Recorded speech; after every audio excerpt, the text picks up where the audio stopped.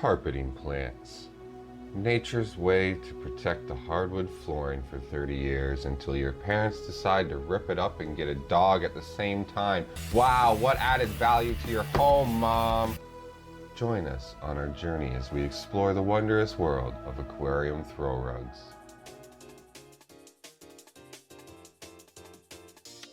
Subscribe to my channel. Welcome back to Bob Moss Nano Tanks. If you couldn't tell from the cold open, I'm going to be going over basic carpeting plant care today. I promise to keep this as concise as possible this time. He said at the start of a 20-minute video. So just here's the obligatory asking for you to leave a comment below, tell me your favorite aquarium flooring. Do you prefer shag carpet or hardwood? And subscribe to the channel for free candy. Okay, now that that's covered, let's get into it. Okay, you ready? So there are actually a few types of plants you can use to carpet your aquarium realistically. So rather than going by like the macro categories of lighting, nutrient propagation that I did last time, in my previous guides I should say, not just last time. So I'm going to group them by difficulty, give some examples of each, and explain the care and propagation of each by category rather than the other category. I'm still doing categories. Anyway, I hope this turns out okay. First category, we have what I call the poor man's carpet. This includes things like mosses, Saswassertang, however you fucking say it, and liverworts. I haven't covered liverworts myself, but these are all very basic, low-tech, low-light plants that you can chop up for propagation and basically throw them in the tank. Just drop them in. And they'll cover the bottom, and that's how you create a carpet. Now, personally, I don't think these provide the nicest looking carpets, and they have a tendency to brown underneath as the new growth blocks the light to the older stuff, as I explained in my moss care video. Or in the case of Saswassertang, it forms these big old balls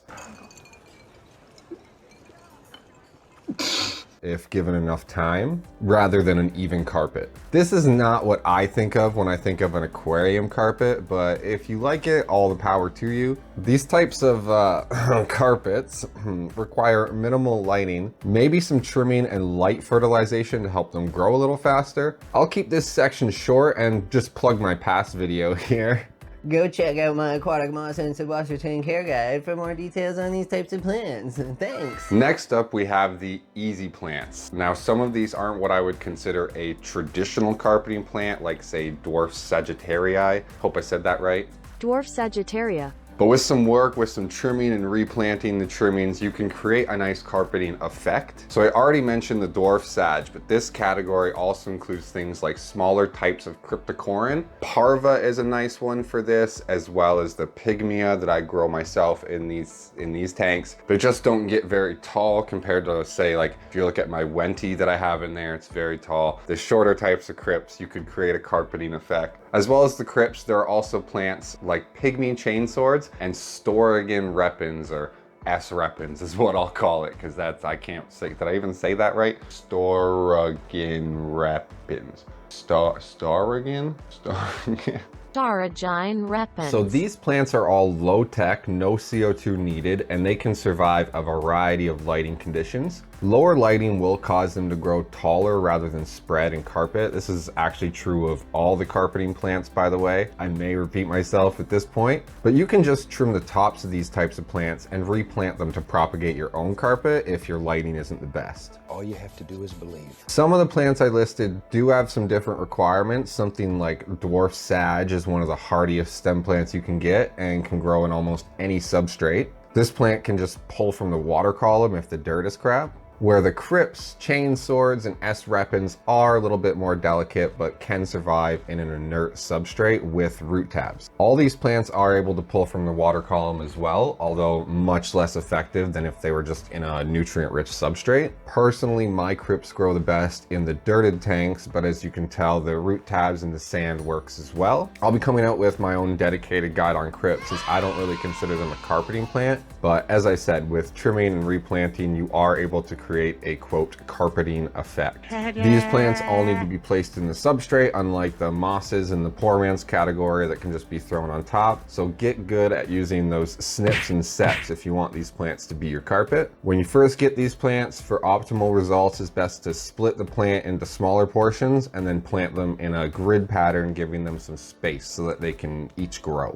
And third, we have the medium difficulty plants. These plants don't need CO2, but obviously they would benefit from it like all plants do. Some of the plants I would include here are the ones I grow myself, the Monte Carlo and the Dwarf Hairgrass, as well as things like Dwarf Water Clover, Marsilia hirsuta, and Dwarf Spike Rush, which is basically like a taller type of dwarf hairgrass is all that is. The main thing with this category is going to be good lighting and fertilization. A good aqua soil will greatly benefit the runners, the way that these plants spread compared to the previous difficulty where you could get away with less nutrient rich substrate. This category, you're gonna need the planted substrate, or for me, for the dwarf hairgrass at least, I'm able to get away with sand with root tabs. So not totally inert, I do have the nutrients in there, but it's not a planted substrate. So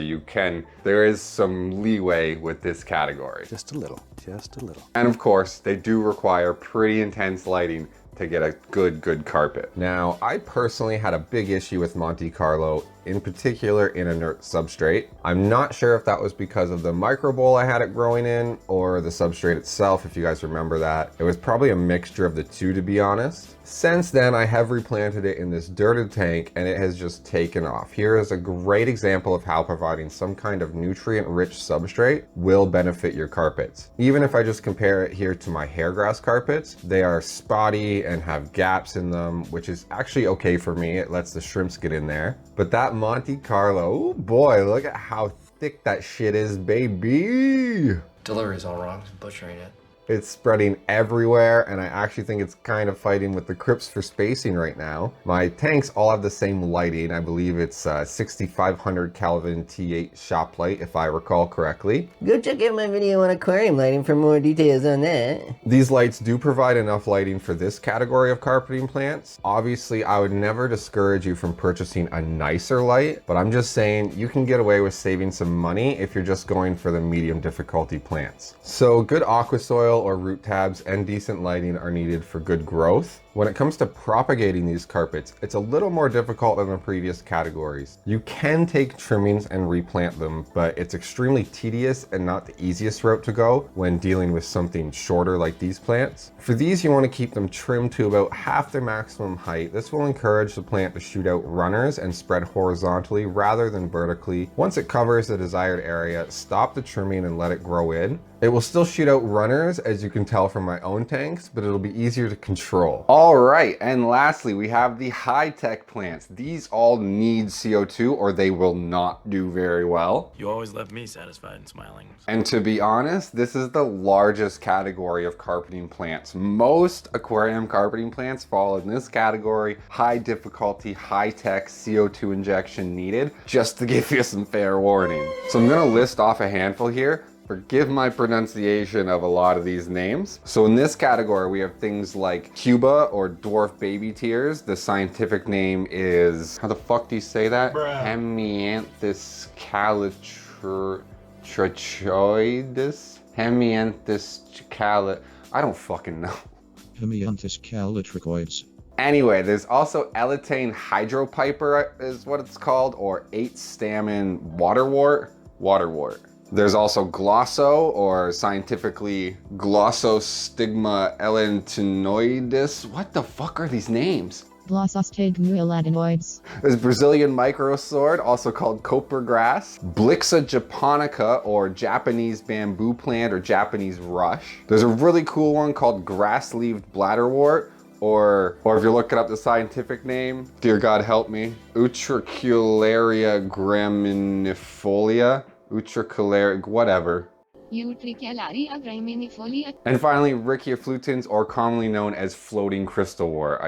God, I butchered so many of those. So the list does go on, but those seem to be the more popular ones I could find on the interwebs. I don't have these growing myself because I don't run CO2 injection, so I don't have the personal experience with them. Without CO2 injection, it's really just a waste to purchase many of these plants, and a lot of them benefit from acidic water, where I obviously have hard water tanks with my Neo setups. So for the following little bit, I'm going to be going off what I know personally from my medium difficulty plants, as well as some recommendations from the old Google machine.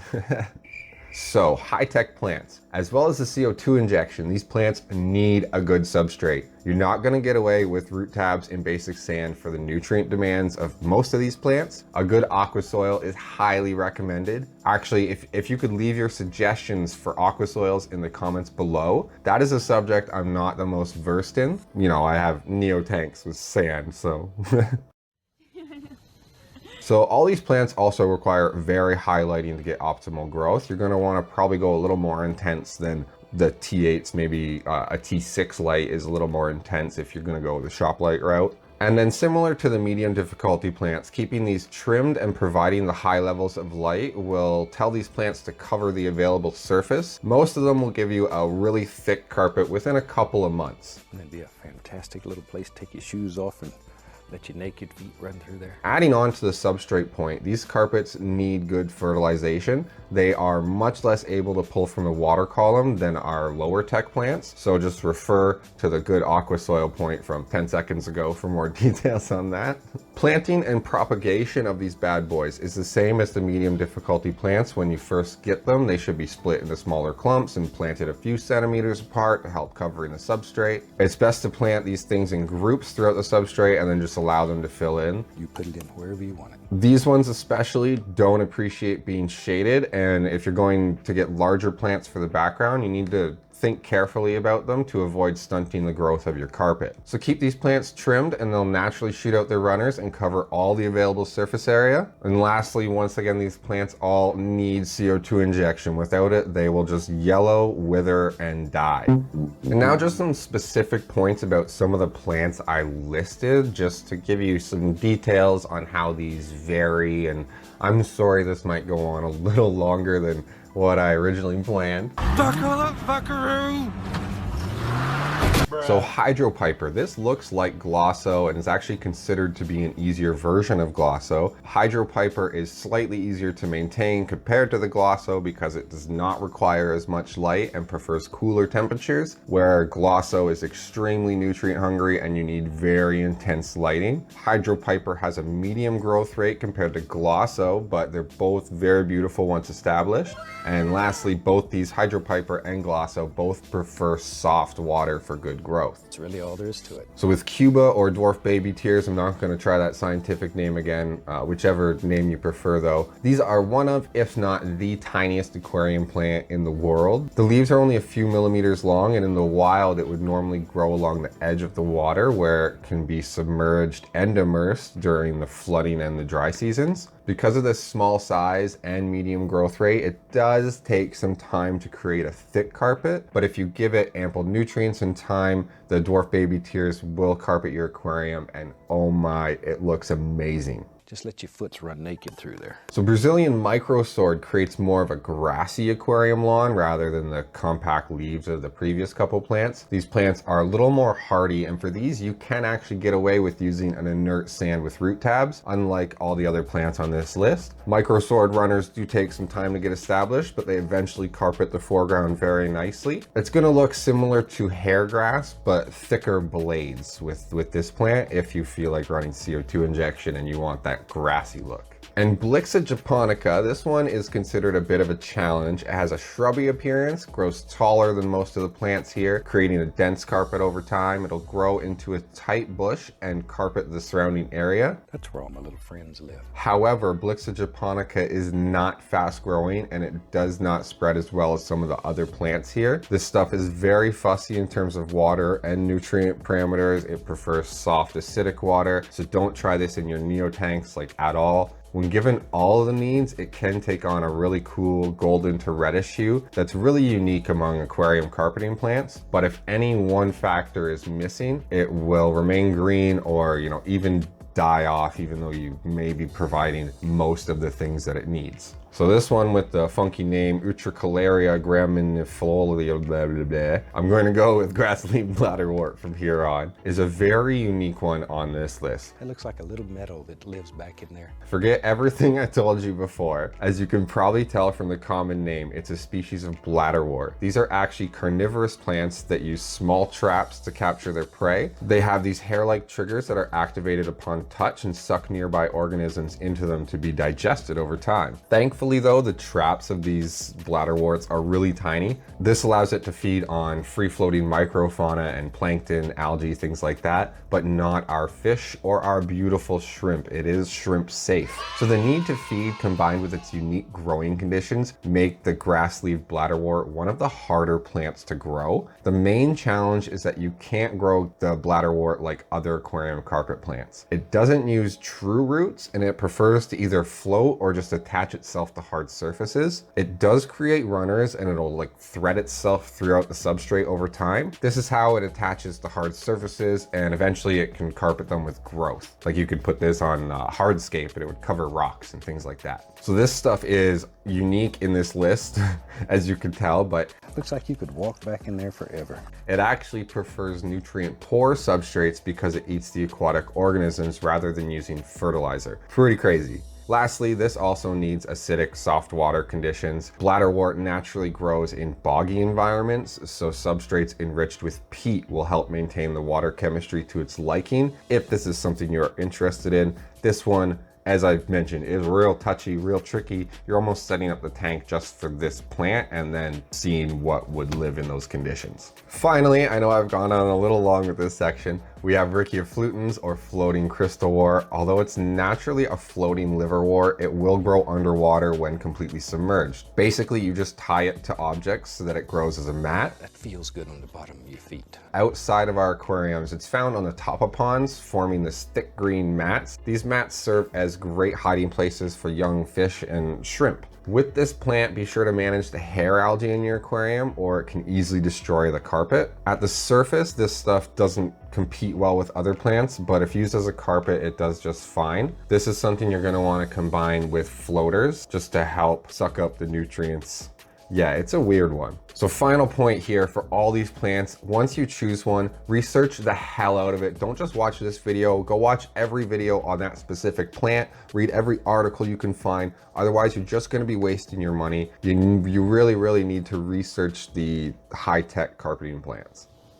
Finally, gravel vacuuming when you have a carpet. This may or may not be necessary just depending on the bio load in your specific tank. So your carpeting plants will actually use the detritus that slips under the substrate to help fill their nutrient needs. They'll break that down as it breaks into nitrogen and other nutrients and whatever's in the poop, you know, and it helps the plants. But if it's becoming excessive or unsightly, it's totally okay to gravel vac. You do just have to be careful you're not going to uproot the plants. Let me get a thing. So for this in particular, I would tend to use an air hose rather than the full size hose. It's a smaller intake, so it's gonna have less suction. It's just going to be safer for the carpeting plants. Also the shrimps, you know, they're less likely to go in there. With this one, I put this little, wherever, I put a thing on with a pantyhose thing. I'm starting to ramble now. If you don't want to use the air hose, you could also get yourself a turkey baster and just spot gravel vac, spot treat problem areas. I've actually demonstrated this in a couple past videos. Go check those out, guys. Woo! We made it. As always, thank you so much for watching, for making it all the way to the end. It feels so good to see my analytics constantly going up. If I could say words, analytics, analytics. What the fuck? Thank you so much. You stuck through. This was a big one. This took me weeks to put together. I actually wrote a script for this. A fucking script with sections. Can you believe that? Before I close this off, I just want to thank everyone again for subbing, for liking, commenting, for watching. It made me feel very special. 78% of you that watch aren't subbed, so to the 22% that are, I love you so much. You're my best friends. I'm still hoping to get some things recorded for when I'm busy with the wedding and stuff like that, but who knows, work is getting really crazy too, and Just my brain is so exhausted. That's partly why it took me so long to get this one out. But don't go anywhere. I will always be back with more great content. Great, that's subjective. Anyway, that's all I wrote. Get it? Because of the script? Remember to like the video, subscribe if you haven't already. I'm so close to 1K, I can taste it. It's almost unreal. I think at 1K, I'm gonna be doing a bonus video and probably my second giveaway. So let's get there, guys. Less than 300 subs. Woo, we're close, we're so close. So leave a comment below. Tell me your favorite carpeting plant. Did I miss it? I probably missed a few on my list. Tell me all the ones I missed below. Let's get a great comment section going on carpeting plants. Just do it. And as always, keep your shrimp hands strong. Till next time, bye-bye now.